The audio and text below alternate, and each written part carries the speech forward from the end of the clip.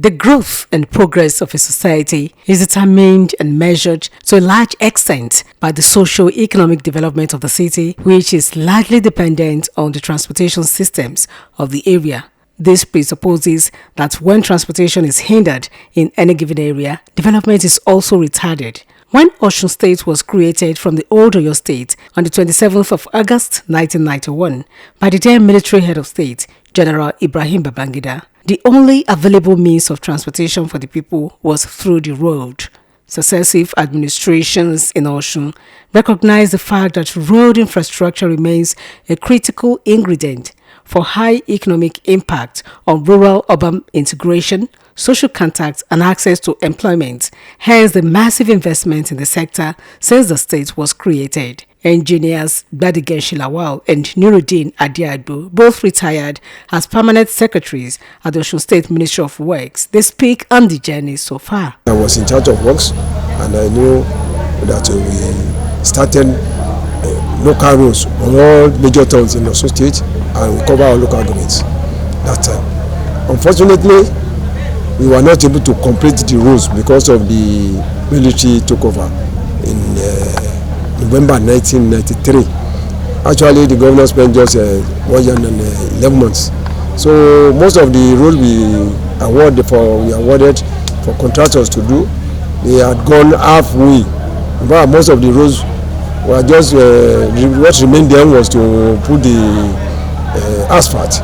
But unfortunately, the majority of the roads were abandoned by the incoming military president that took over. So after that, I think during the military era, there were some more road constructions, followed by that of Baba Akande. Baba Akande era was also notable. He did a lot of roads, not only roads, infrastructure, the secretariat, the actual Azubia Hospital, and so many others which I could not remember now. After that came our own Prince Olabosoye Oyilola, who spent almost I think 7 years on in his own time. He did a lot too. Osun State is a blessed state that has many developed cities around. So the interconnection between these cities was a challenge to every successive government.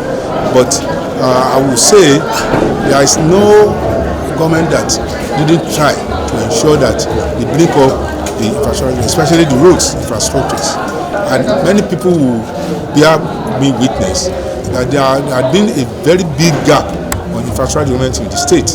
But as Agbeni Rauf took over the administration of the state, and if you compare his administration to past administration, one will see that gap, because he really tried to bridge that infrastructure development gap in the state. I think after him came Governor Utola. He was able to go to some towns. He also did on his own part. He also tried. Speaking in the same vein, a public affairs analyst, Dr. Yinka Andrews, commended all the past and present leaders in Osun State for their contributions and unwavering commitment to the development of the state. One of the serious benchmarks to measure development is roads. If you don't do roads, it's like you are not doing anything, because we have to move goods, we have to move waste from farmland to the proper places of city that we wanted to do.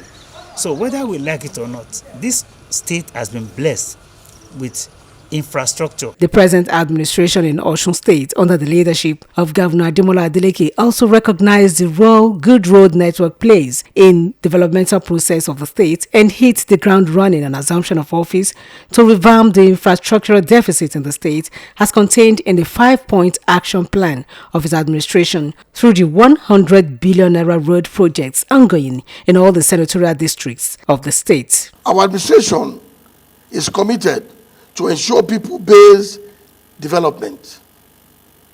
Our vision is to enthrone tech-based agro-industrial growth in our state.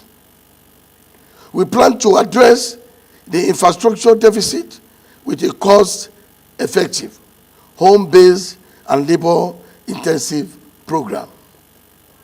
To our people in the diaspora, we are opening up the state for partnership in education, health, trade, investment, and tech innovations. We are creating the enabling environment for multiple cooperation to put our state on the global map of development. Engineer Gbadigeshi and Engineer Adiagbo described the projects as unprecedented in the annal of the state. Governor Nurudeen Jackson-Adewale Adeleke embarked on common roads infrastructure, very, very prominent in all major towns, Kanti, Ilesha, Osogbo, Ede, Iwo, Ikire.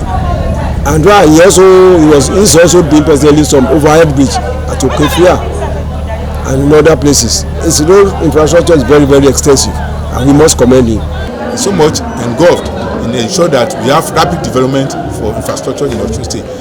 Just of recent, he launched 100 billion naira road infrastructure, and this has taken effect. And one can see it if you go move around Osun State. Now you can see serious development, serious road development, bridges flying overhead bridges going on in all the major cities in the state. And it does not stop there. It ensures that all these small roads, we have the rural roads, we have the expressway going on simultaneously in ensuring that this infrastructure development is enhanced in the state. Governor Adeleke has not only embarked on and completed series of road projects in all the senatorial districts in the state, but also continued the road projects abandoned by previous administrations.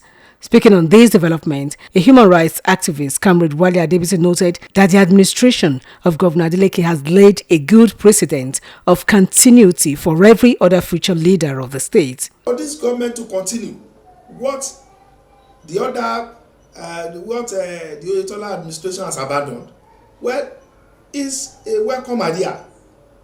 It is to also let us know, or let the people know, that when a particular administration is ongoing with a project, and that project is for public interest, the most reasonable thing is to further development, is to create a further development through a continuity and ensure that that project is completed. They expressed optimism that with the spate of development ongoing in different parts of the state, the future remains very bright for Osun State and her people.